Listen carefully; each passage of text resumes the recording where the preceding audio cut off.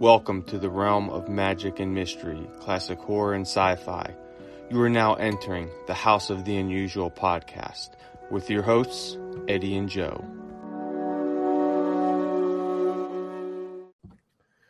Welcome everybody once again to your favorite podcast, the House of the Unusual. I'm your host, Joe Pavlansky. With me as always is Eddie Guevara. And you guys know us real well out there.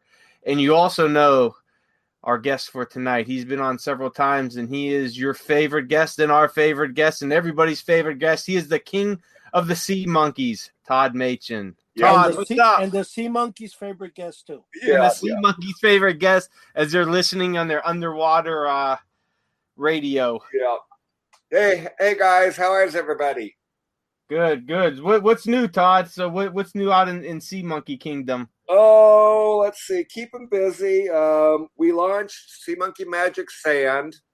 So that's out on the market. We had come out with a limited edition 60th anniversary mug in honor of the 60th anniversary of Sea Monkeys. There were only 60 of them. Those went pretty quick. So if you didn't get one, you'll have to find one on the secondary market, I believe. So, but yeah, I've been working. Actually, I spent this weekend working on a new concept for a product that Yolanda and I had talked about. And so we've been keeping busy. Awesome. Now, for people that don't know out there, what is the Sea Monkey Sand and how can you use it if they already have, say, like a pre-existing Sea Monkey aquarium? Well, Sea Monkey Sand is a little bit odd because it's actually this is something I think we're going to talk about later on in the broadcast too. But it was actually inspired by the soil from Dracula's castle that was pulled in the back of the Warren publications. So that was the inspiration for this. And so does this Sea Monkey Sand? Does it come in like a little charm that you could wear, or is this something that you put at the bottom of your aquarium, or can you do both with it? It comes in like a little, like its own little tiny aquarium globe. And the Sea Monkey Farm is it's on the Potomac River. It's in a really kind of famous spot of land. And so this is literally sand from the Sea Monkey Ranch. And we call it Sea Monkey Magic Sand. And basically, the Sea Monkey Ranch it's like a wildlife, or it's like an organic wildlife sanctuary that they run there. So it's all protected. The animals are safe. The vegetation is all safe and kept sound. And so the proceeds from Sea Monkey Magic Sand go to help kind of keep the sanctuary running. Can we say it's more like a sea monkey soil, maybe? Yeah.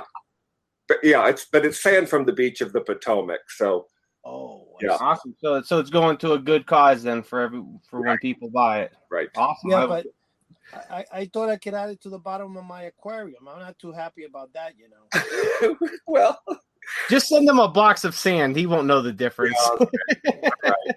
Look for a box of sand in the mail, Eddie. There you go. Just put on it Sea Monkey Sand. Write it in magic marker or crayon. He won't know. Eddie, what's up? What's new over at House of the Unusual? Well, I've been putting together, Joe, some of the magic that Chuck Caputo has put together. Packaging. I'm working on the package itself, and and obviously when I do get stuck and I can't do the art as good as I should, I usually call upon the king of the sea monkeys, which kind of like in the back end, he kind of helps me out, but we keep it very private,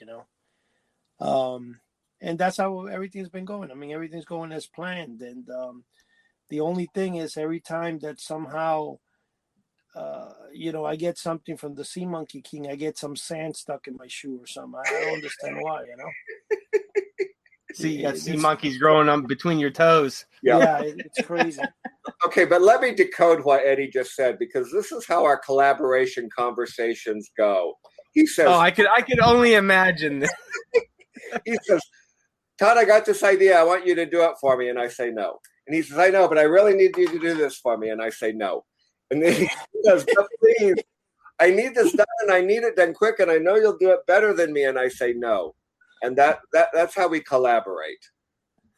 And then at the end, I get it done by. Yeah, and he was saying you spent some extra time at the office trying to get your stuff done for him. I said, man, he needs to send you over some really good stuff, man, not just empty boxes. Well, you know what, Joe? Actually, he did just send me another empty box, but this was actually an empty box that I wanted. It wasn't an empty box with nothing inside it. It was the empty box that was actually the present, and basically it's an old shipping crate from Transcience Corporation for Sea Monkey products. And so it's something that I think Yolanda had shipped him several dozen X-ray specs in a couple decades ago.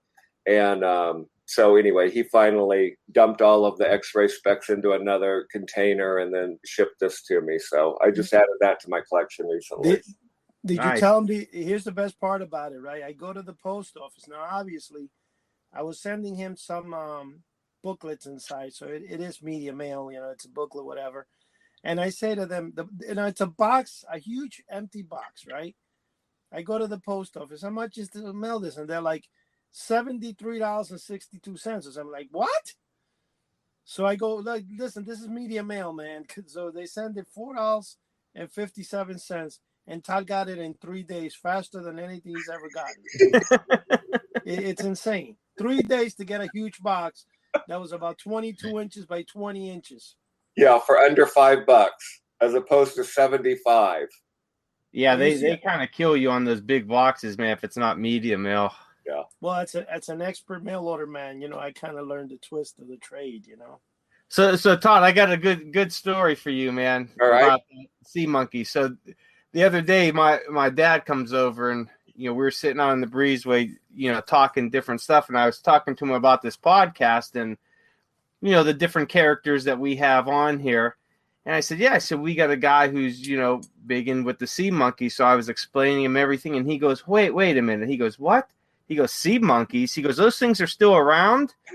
I laughed. I said, yeah. I said that, they're really big now. They're like everything. They're making a comeback. They're putting out new products, and I could just, he went silent, and I could just see in his face, him just thinking back, to his childhood days, and then he goes, man.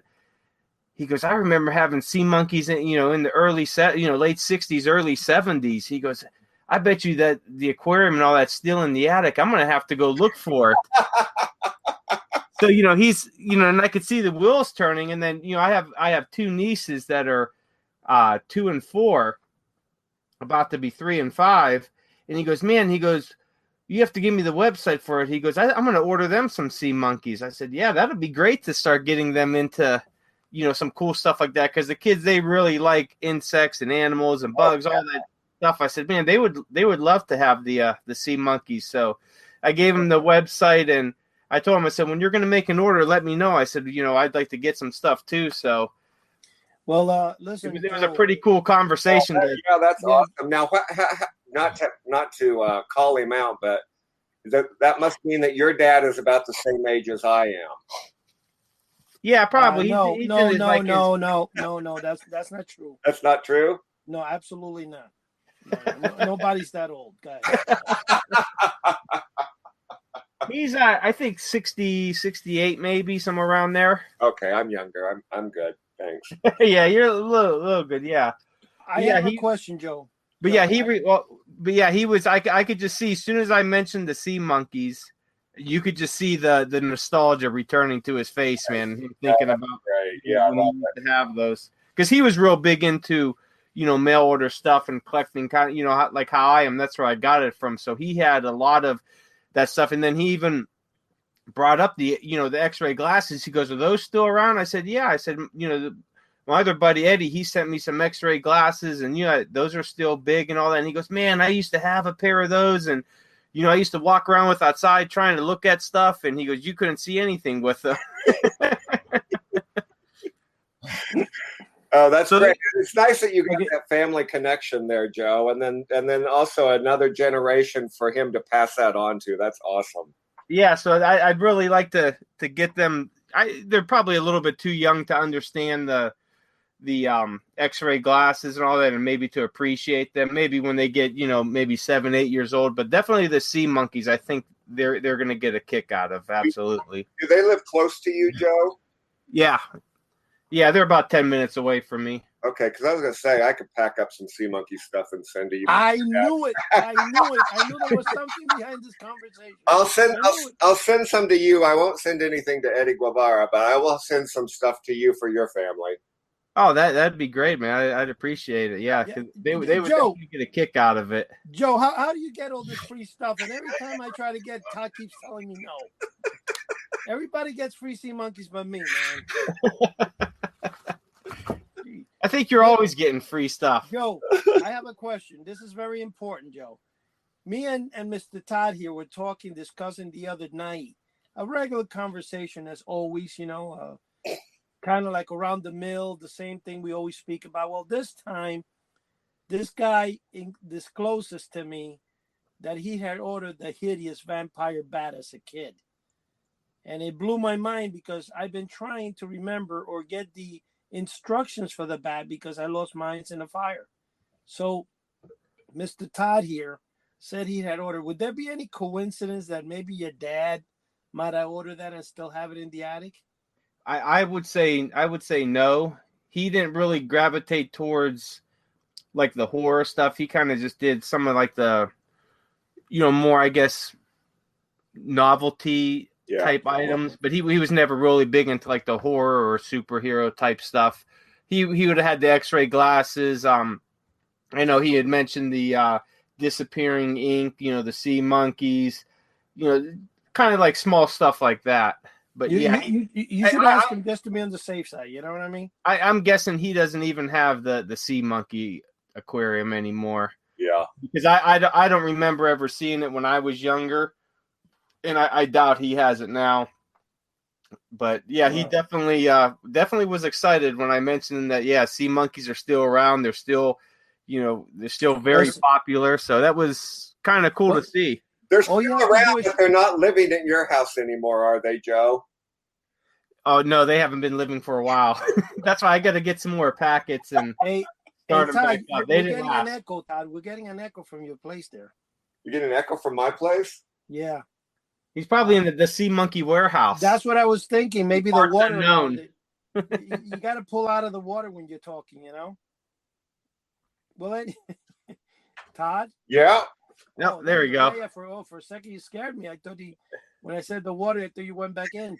Listen, the whole thing is that what you're talking about, Joe, you just got to show a picture of Todd's room and tell your dad, do you think they're still around or not? Yeah, really. When you see he's wearing X-ray glasses to go to sleep, his head and everything in his body is a sea monkey aquarium. The bed sheets are sea monkey aquariums and everything, of course, But anyway, that would be too bad you couldn't get your house to look like a sea monkey aquarium. How cool would that be, man? Yeah, I do have more than my fair share of sea monkey stuff in this house, I do have to say, but I love it. I love it, and I've loved it since I was a kid. So, and there's always room for more. That's right. But hey, Todd, you had mentioned about when we were talking about the sea monkey sand, about the genuine soil from Dracula's castle, and you actually have an original one. Is that correct? Yeah, that was something that I had wanted for quite a while. It was another one of those things that just kind of stuck out in my memory from my youth. I think that probably would have been 70s or 80s, maybe that was advertised. Is that right, Eddie? That's actually, to be honest with you, was really the early 70s. It was popular. It must have lasted until I think the end of Famous Monsters of Filmland. Yeah, we had it in every single one of them. So whatever the year that was, I think it was like 84, 85 when they stopped publishing that magazine. And then when they started republishing the new magazine of Famous Monsters, which I came across one from 2004, I think it is. It has it in there again. Wow. So, there must have been some surviving then. That was something that I wanted, and it's one of those things. It's like if you watch the internet closely enough, you can get it at a decent price. I mean, it can sell for a couple $100.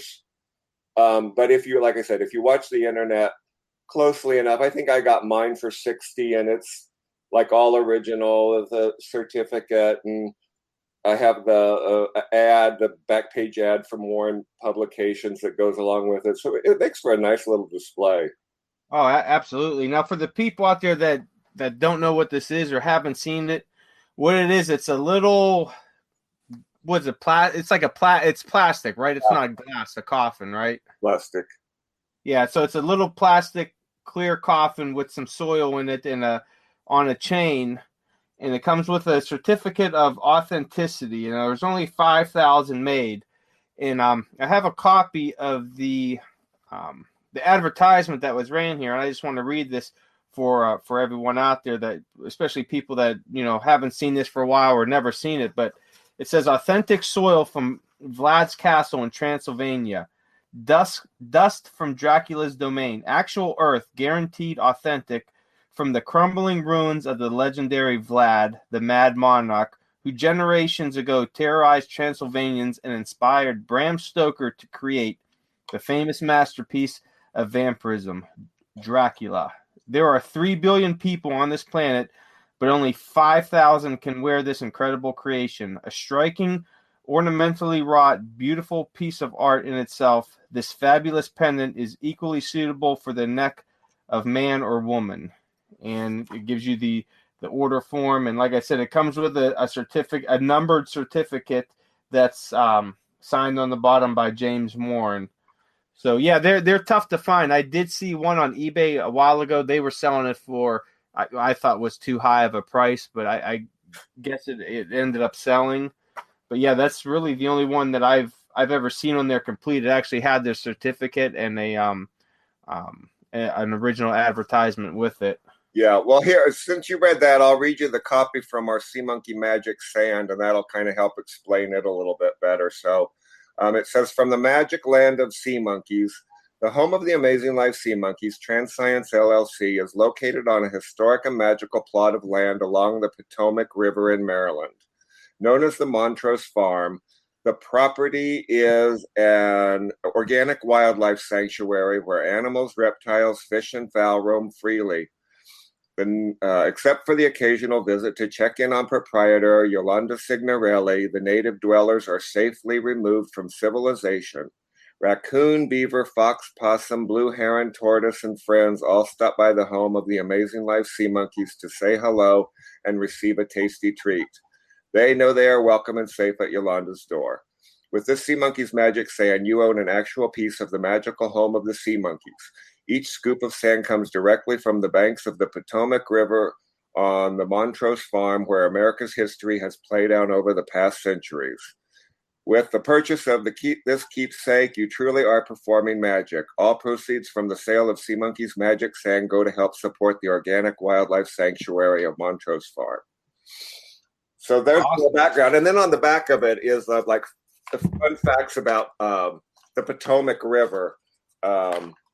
Kind of plant this and tell you some of the historical things that have happened there, because that's right, they're right across from Washington D.C. So, but anyway, that was inspired by the soil from Dracula's castle. Yeah, I'm looking at it right now on the website, and if anybody's interested in it, you can go to sea-monkeys.com. And you can go to the drop-down menu where it says new, and it will come up the Sea Monkeys Magic Sand, and it looks like a pretty cool item there. So it goes to a great cause, the Organic Wildlife Sanctuary of Montrose Farm. So definitely head out there and support the sea monkeys and definitely the farm and all that. What about the Invisible Goat? Are they coming out soon? Guys, you know what? That it became permanently like it was nothing, so it will never be something. No. Is that it? It's coming. It's done. I don't know what the holdup is. So yeah, because there's nothing to sell. So I mean, I don't know. I don't know when it's going to be released, but it's done. It turned out great. So yeah, that's something that you can look for in the near future. Is a reissue of Invisible Goldfish. The first one came out in 1966, I believe, and so we did a reissue of it, kind of all redesigned. And this is called Invisible Goldfish 2.0. So, yeah. Wait till I tell you this, my friend. If House of the Unusual becomes with that company, if we do anything with the NFTs, we could definitely come up with our very own version of House of the Unusual's virtual sand 3.0. You know, this way you can buy sand you never have. It guaranteed to not. It won't get in your underwear, so it won't get in your shoes. But you guarantee you'll have it on top of your bed anywhere, you know? It's virtually nothing, and you're buying nothing, you know? You know, this dirt and sand has actually kind of become a trend, because another thing that I really love is Paul Rubens' Pee Wee Herman character, in particular, Pee Wee's Big Adventure. And there's somebody online that's selling a little vial of dirt from the property where they filmed his home scenes. So somebody actually went to that location, got in somebody's yard and dug up some dirt and put it in a little vial and is selling it online. Well, you know what is big too? Area 51 dirt. So yeah. They've been selling that for a while now. And they actually charge like $30 for that stupid little vial. I mean, I tried selling, dirt from House of the Unusual's basement. It's not dirt, it's called dust, Eddie. Dust. Yeah. And when you start selling House of the Unusual trash, you got to call it House of the Unusual Treasures. In a similar vein, it's like, okay, this is totally under weird circumstances, but I was on the set of the Flintstones movie, the original one with John Goodman, for about a week, and this was toward the end of the filming. And one of the places that we went was to the gravel pit where they had set up Bedrock City, and the sets were all still there. And so that was one of the things that I did, was I picked up pebbles from the gravel pit to bring back to everybody that I knew, all my friends and family, and made little tags for them that said, official Bedrock from Bedrock City and blah, blah, blah, blah, blah. So. Oh, that's cool. That's a unique gift that you probably never see around. Yeah. Why were you in the set? I had a friend, and he was writing a book on the Flintstones, and I had been planning on going out and visit him for a vacation, and so it just happened to time that I was there when he was going to be on set doing some interviews and things like that, and so it was really. It was a great set to visit, and of all the things that we got to see the filming of the BC-52s singing, which is the B-52s, and they were the rock band in the movie, and so we got to see the scene where they were filming that, and I love the B-52s, so that was extra fun for me. Well, you should have asked Mr. Slate for a job, man. This way you could have been in the set. Yeah, Mr. Slate was the God, what's his name? He's the guy who plays the boss on Law and Order SVU. The bald guy with glasses. Yeah, I know what you're talking about. That's right. You know what's kind of funny though, when you see the Flintstones, one of the things I always laughed about the show is everything's either a gravel pit or slate. Yeah. Something has to do with rock in the show. Mr. Slate, the gravel, the quarry, stone, everything. Yeah. But which I don't know if you guys are going to agree with this, but I'm sure both of you grew up watching the Flintstones, correct? Yep. Oh yeah. Okay. My favorite Flintstones is the one when Barney Rubble makes a flying machine. It's kind of like a pedal flying machine, and he pedals. You know which one I'm talking about? No. Oh, don't tell me you tried to do that. I actually tried building one when I was a kid. Yeah, I did. And the blueprints will soon be available to you from House of the Unusual. Yes, for $99.99, but at a special low price of $39.99. As a kid, honestly, as a kid watching, no kidding, I guess because of the way I lived in Cuba, whatever. But as a kid watching Gilligan's Island, and the Flintstones were like Gilligan's Island. You know how they did that pedal car? Yeah. My imagination was wild, man. I actually thought of making one of those, Yeah. But Flintstones was classic. I mean, I think that was the first primetime animated. The Flintstones is a takeoff of the Honeymooners. Takeoff of the Honeymooners. Yep. Yep. And if you look back at those, man, that was some really good. That was some good, clever stuff. And then followed by the Jetsons, which, I love the fact that you've got the prehistoric family and the space age family. And it's odd that a lot of those Jetson devices are now just part of our everyday lives, like picture phones. And, You know what's so funny when you say that, though, and you're talking about what classics? One day I go to Chiller. I go with my best friend, and we go with my other friend.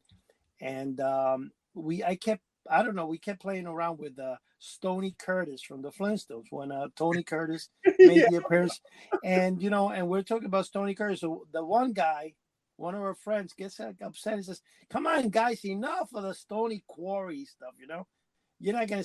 And the funniest thing, when we go, Tony Curtis, right behind him on the wall was a drawing of Stoney Curtis. And I go to him, how much is it? And he said, I think it was like $85. Let me tell you something. When I left and I realized he had drawn it himself, because, a lot of people don't realize Tony Curtis was also an artist, and he actually sold a lot of his paintings. Yeah, he did. And when I found out that, honestly, I said to myself, why didn't I buy it, man? But it was funny, though, because we kept talking about it and talking. And the guy's like, enough already with that. And the thing Tony Curtis had that was biggest behind him in paintings and anything, Curtis, a picture he drew. That's funny. My favorite celebrity Flintstone character was Anne Margrock. Because I think young Anne Margaret, is like the prettiest thing ever to hit the planet. Her followed by Donna Douglas as Ellie Mae on the Beverly Hillbillies. I just think those two women are beautiful. But old Anne Margaret, she had a certain amount of sex appeal to her that really can't be beat. And boy, that her Anne Margaret character on the Flintstones just totally nailed her. I tell you, I always liked who was the green character, the Great Gazoo. Oh, Gazoo, yeah. Oh, I always loved when they had episodes with him on there.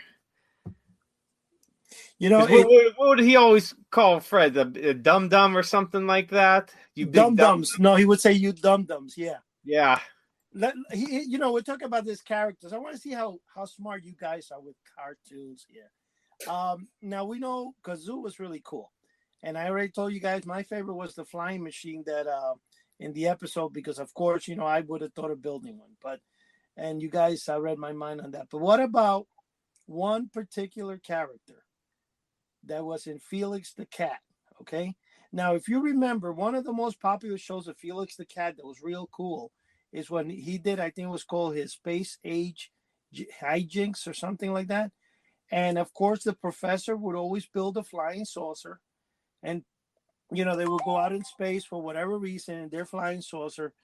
But the best one of all, do you guys remember the Master Cylinder? He was always the bad guy when they got to the moon. Yeah, he was a robot. Yeah, he was a robot, but it was like a big tin can with two giant eyes. And sometimes he had a button. He had a button in the center that the eyes would. He had to adjust the eyes.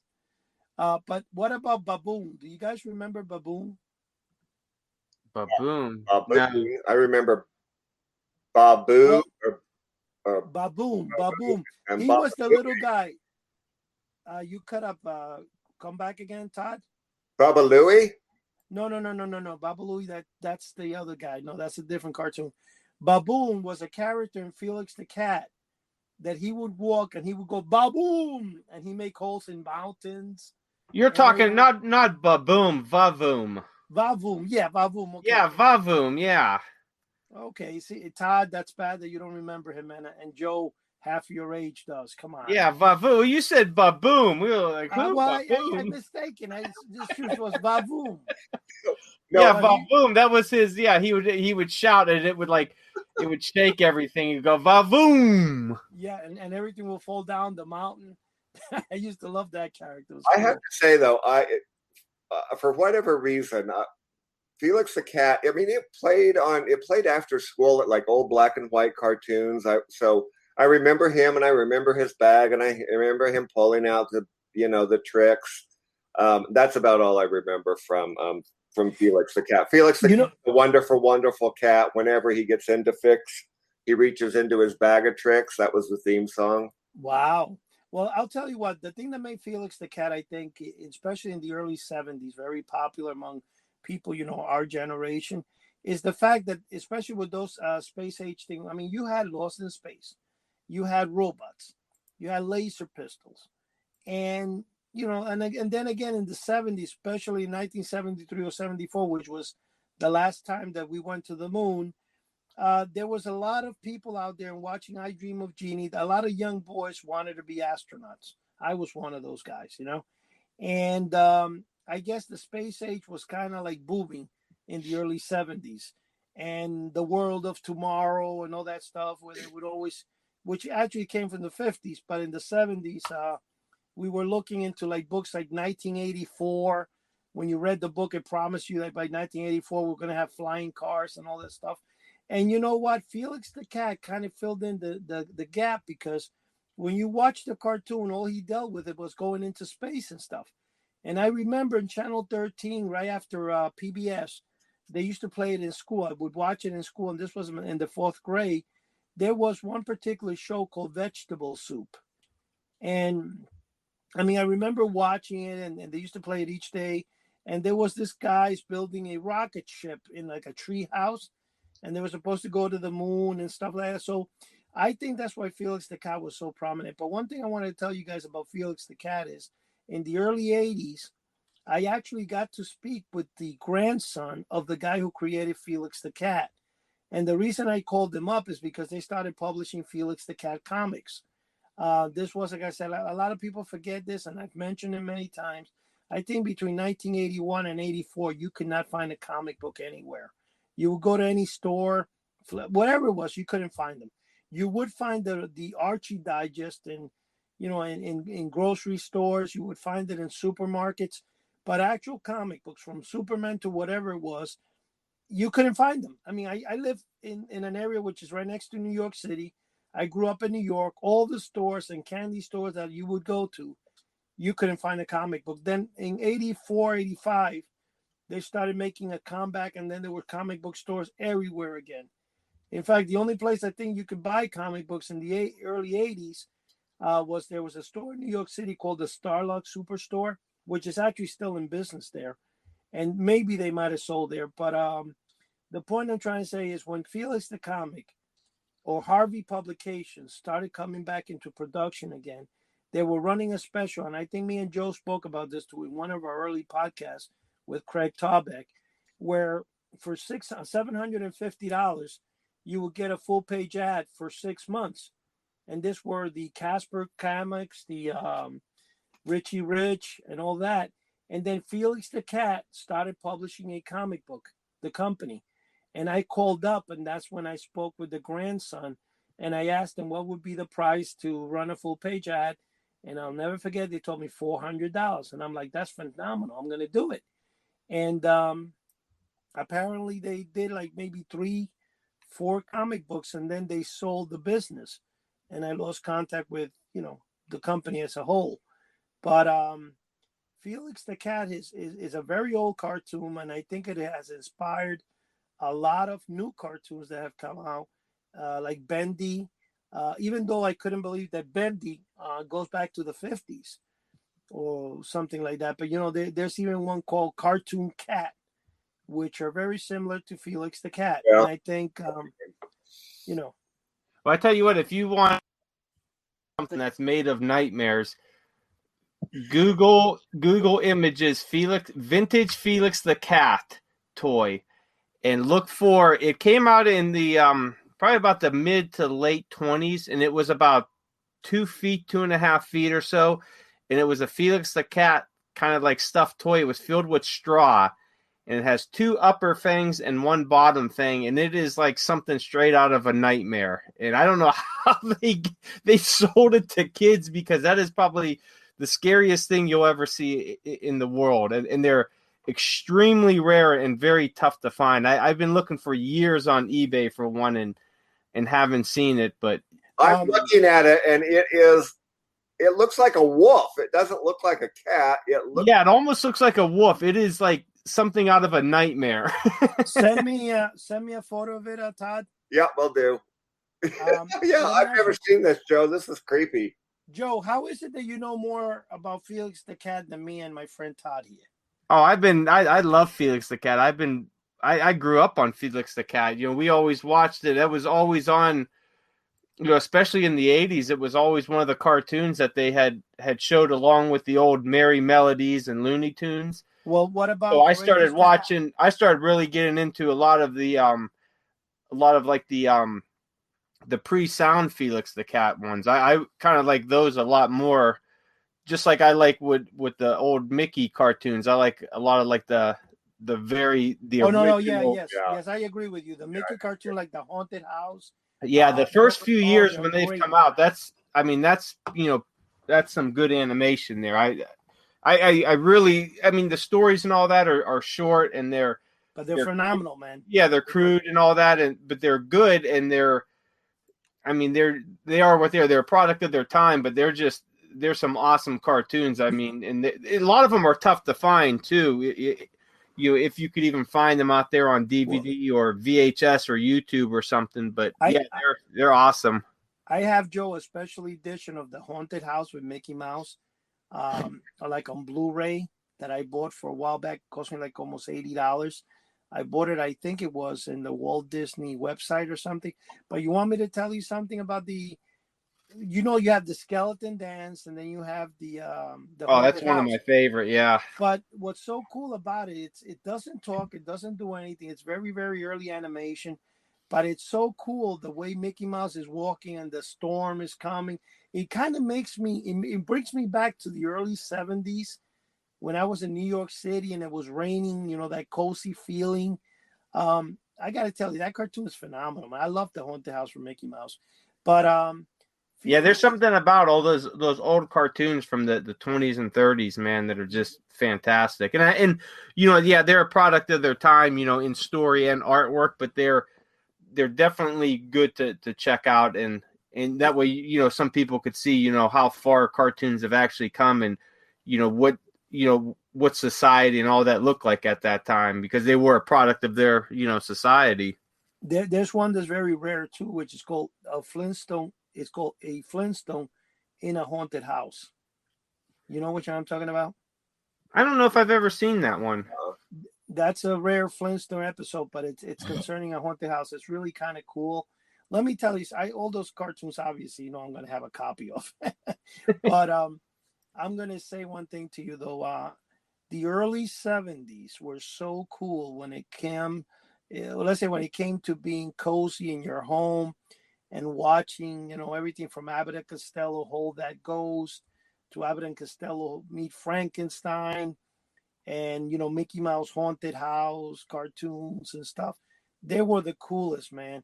And there's one also from Woody Woodpecker that was phenomenal too, which is like a haunted house cartoon that he did too. Now let me ask you guys this. Here's a pop quiz question. What were the names of Felix the Cat's nephews? He had 2 nephews. No idea. I give up. I give up on that one, man. Inky and Winky. Inky and Winky. Oh, those are great names. Inky and Winky. Can't get more simple than that. Well, you know what? I think, when you're saying Felix the Cat, I think Courageous Cat and Minute Mouse were also kind of like a fill-in for Batman and Robin. But it kind of reminded me a little bit of Felix the Cat, because if you remember, he always had a strange gun underneath his clothes. And I got to be honest with you, I used to make those guns out of clay. like the different Courageous Cat guns. How about you guys? Did you guys watch that cartoon? I don't know Courageous Cat. I remember watching Courageous Cat, but I don't recall too much about it. I know I remember seeing it probably it would have been probably late 80s, early 90s. I think in the 70s, that was the one that would go like doom doom doom doom doom doom, and it would start and was like the same thing as a Batman and Robin episode, but it was a Cat and Minute Mouse. It was Courageous Cat and Minute Mouse. It was the same thing. See, one cartoon I never really liked too much. I used to kind of hate. I used to only like the guy that had a beard. Bullwinkle. Ooh, I hated Bullwinkle. Oh, I liked Bullwinkle. It was. I didn't like it. It was on once in a while. I like Bullwinkle, but I like Natasha Panther better. Yeah, Boris and Natasha. Yeah, Boris and Natasha. Yeah, Boris. Yeah, that's the guy I used to like. I used to like the little evil guy, but I like Pink Panther better though. You remember Pink Panther? He's the best. He's phenomenal. Yeah. My dad, I don't know where he got it from. It had to be from the 60s or 70s, but it's a back then when they were doing a lot of paintings on like black velvet.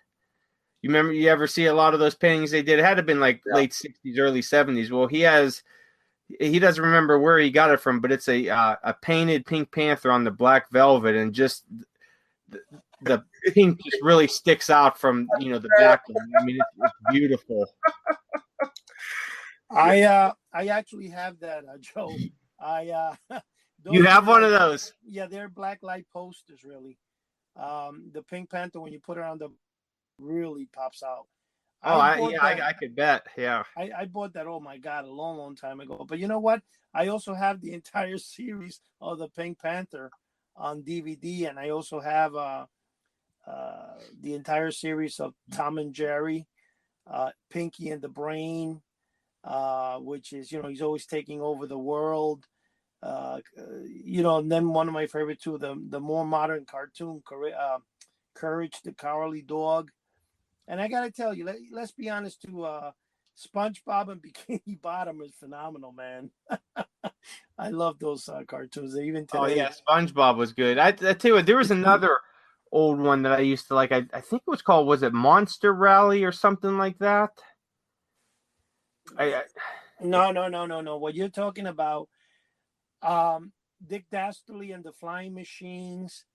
That were, it was like Dick Dastardly with his dog Muttley, and then they had the different flying machines, and then there were the wacky racers. Are those the ones you're talking about? No, it was because in the wacky racers there is a monster mobile. It has it's a car with a haunted house on it, and I thought it was called Monster Rally. It could have been something different, but they were always like in a race. Yeah, that's the wacky races. It's called the wacky races.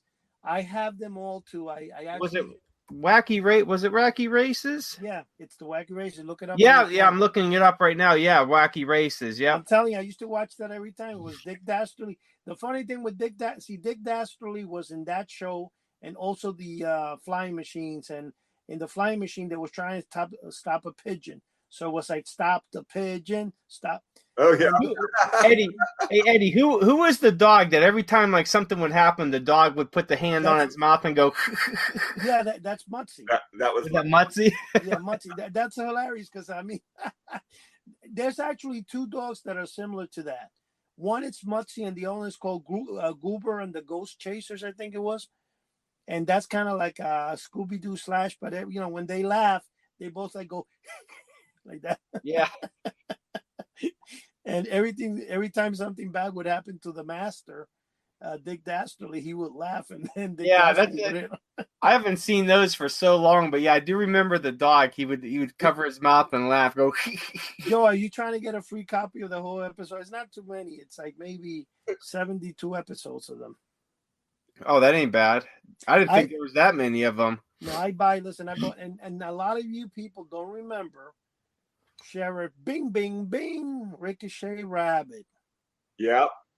Oh, I don't think I remember Ricochet Rabbit. Oh my God, he was the best. And talking about when we look at today, it's funny. You can see why a lot of those cartoons are not being shown anymore, because every time in Ricochet Rabbit, anytime there's a bad guy, a villain, it's usually a Mexican guy, right? And they put this giant mustache on him, a giant hat, and they're hilarious, you know? Yeah, lots of politically incorrectness in a lot of those old innocent cartoons. Oh yeah, I tell you what, you could go. There's a I got a DVD years ago. It was it's called Banned Cartoons, and it was cartoons from 30s and 40s and all that. And there is some I mean, looking at it now, you got to wonder how the heck did some of this stuff make it onto TV, and then even some like the Looney Tune ones where they really during World War II when they were really portraying the Germans and the Japanese, as very character-like. I mean, it was like, how the heck did some of this stuff get on there? But, looking at it at the time, when we're talking about it, it's a funny story. I mean, especially the Popeye one, there's one called Sap Jap. And, they make a cartoon with big teeth and the big. I don't know if I ever told you guys the story. One day I'm in my job and there's a Japanese person and they pass by and they're dressed like that, but it was the day before Halloween. I said, wow, that's a nice costume, He had the little round glasses, and the saucer-like hat, and the sandals he wore had those two wooden things in the bottom, and it looked just like coming right out of the cartoon from Popeye. To my shock, and I said, no wonder, anytime you see something, it's usually they do make fun of a part. The thing is that when Halloween passed and I keep seeing the guy dressed the same way, I said, wait a minute, man. I go, this can be, and it's true. Yeah. I found out that some parts of Japan, like in the farm, like farmers and stuff, dress like that. Yeah, absolutely. Well, and there was a recent, they took 6 of the Dr. Seuss book titles out of circulation because they had racist undertones, and one of them was an illustration of a Japanese man, and he's in that old traditional garb. But that was one of the things that people objected to, and so it's no longer being published.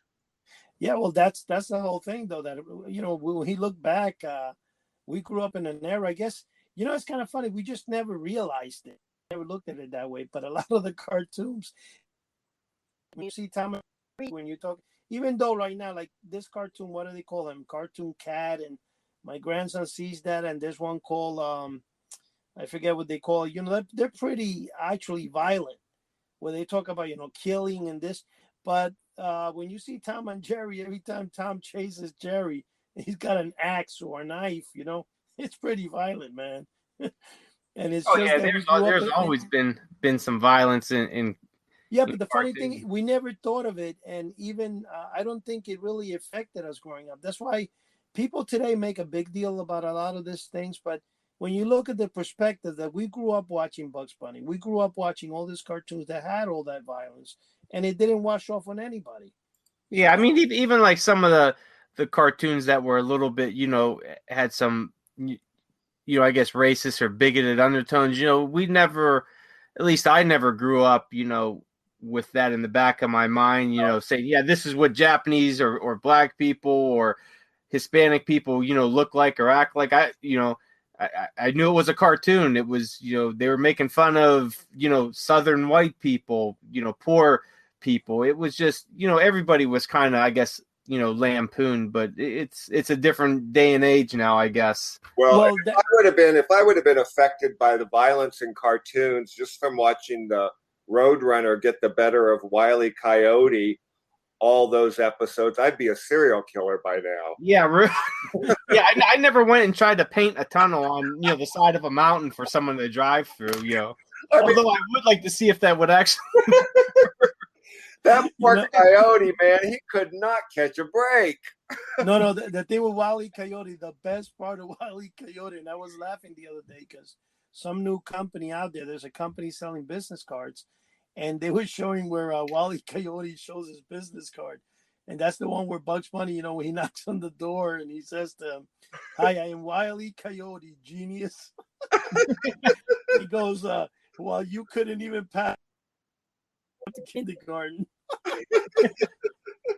When I grew up watching those, it was always funny, and never thought much of it. Now I look back at it, as older, I'm like, where the hell did he get all this money for all those those Acme guys? Did he have a job somewhere? And who hired this guy? He seemed like a moron. Yeah. Like, there's someone out there who hired him, and then on payday, he's like, I'm going to buy all this stuff to try to kill the Roadrunner. Well, I used up all my money and gadgets. I'm going to go back to work. And, he had to spend a lot of money on some of that stuff. I mean, the cannon. No, but what about... Costs a lot. I love the way he's so conceited, where he says, I am Wile E. Coyote.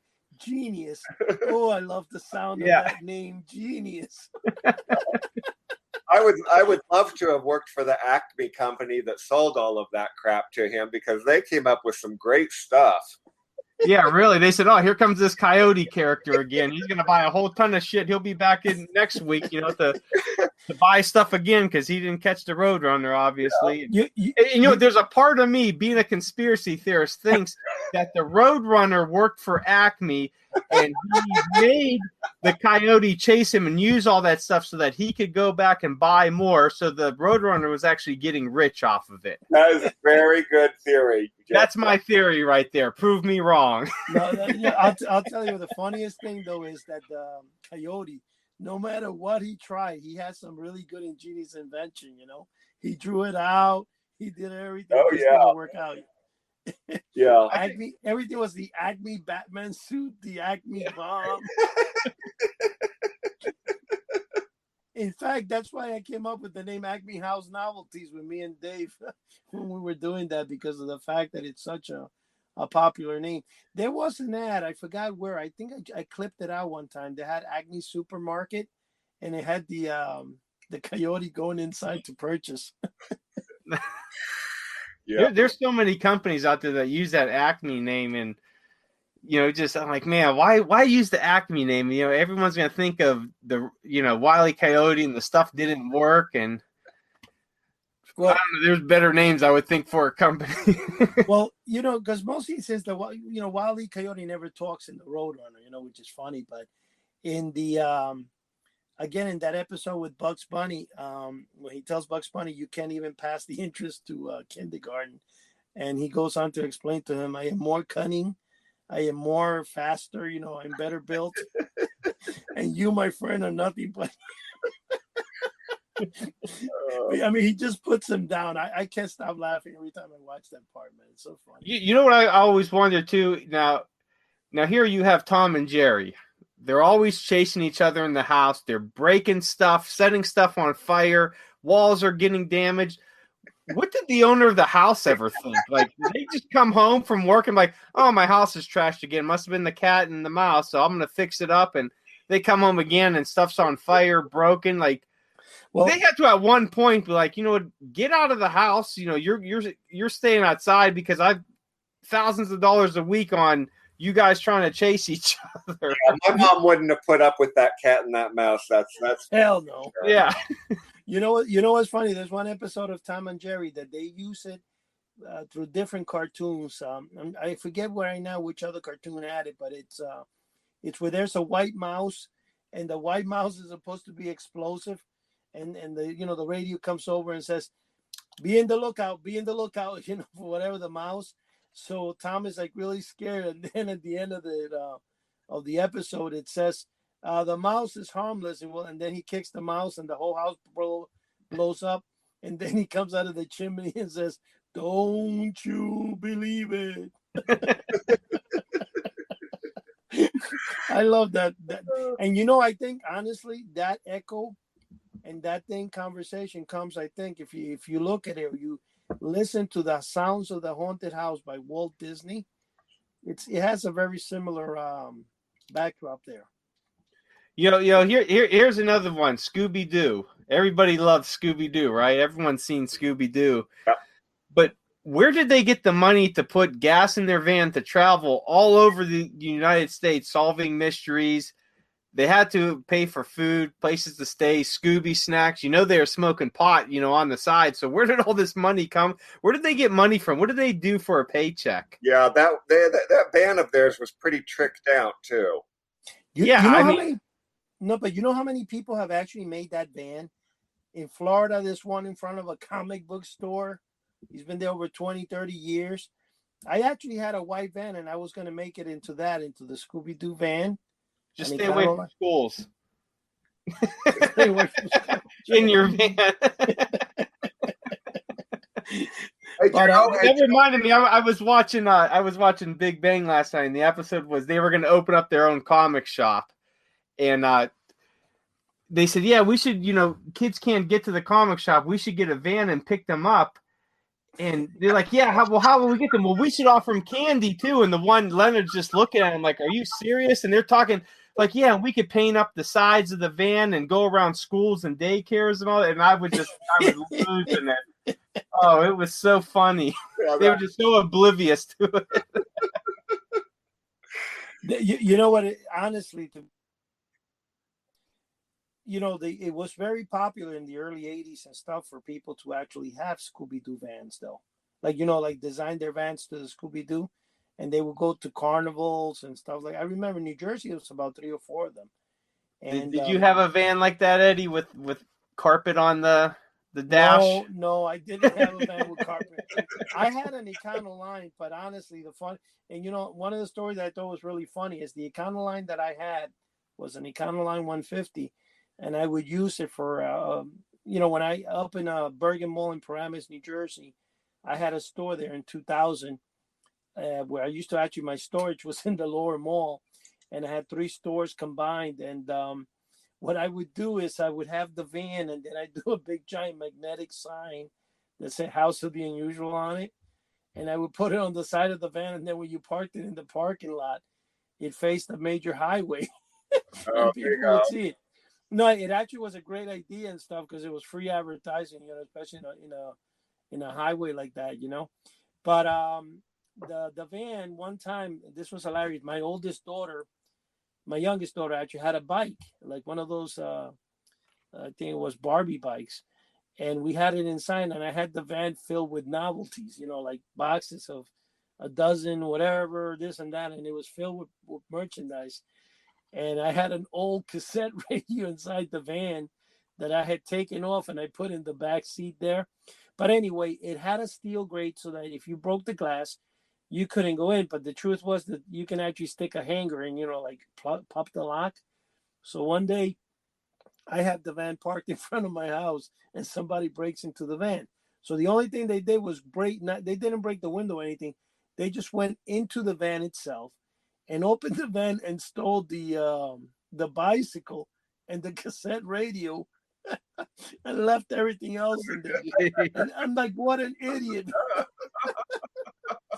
Like, why would you steal a bike that was about $60 and a cassette radio and leave the real good merchandise in there? It was funny. Oh, that's funny. Well, hey guys, we're at the bottom of our hour here with about 2 minutes left. So take about 30 seconds and give some final words of wisdom. We'll start off with you, Todd. What do you got? Well, I'll say that hour went by quick, and we didn't talk about anything we had planned on talking about. But that was one heck of no, we didn't. That was one heck of a fun conversation and trip down memory lane. So thank you for that, guys. Yeah, absolutely. What do you got? What do you got in store, Eddie? Joe, never buy a white van, Joe. Yeah. Especially, I don't know about you, Joe, but anyway, one thing I would say, everything is good. I mean, it's been another great. The conversation was phenomenal, and I'm kind of in shock that Joe is so advanced in knowledge here with cartoons that would be more for me and Toddy. Yeah, absolutely. So I'm very impressed with you, Joe. I hope more people follow Joe's step. Yeah, hopefully that's the key, man. Is getting everybody, especially the younger generations, to be aware of a lot of these older cartoons and older things that are out there, so that eventually one day it doesn't fall off the cliff and we lose it. That's the biggest part. But I want to thank you guys for joining us. Everybody out there in podcast land, thank you. Check us out at houseoftheunusual.com. We got a free forum up there where you could join and talk with some like-minded individuals. Check us out on YouTube. Just search in House of the Unusual. There's a ton of videos up there. Eddie's always posting. subscribe to our channel, like the videos, and once again, thanks for listening to our podcast. Every Wednesday it comes out, so check us out on your favorite platform. So once again, guys, thanks for joining us, and good night. Good night, guys. Bye-bye. Bye-bye.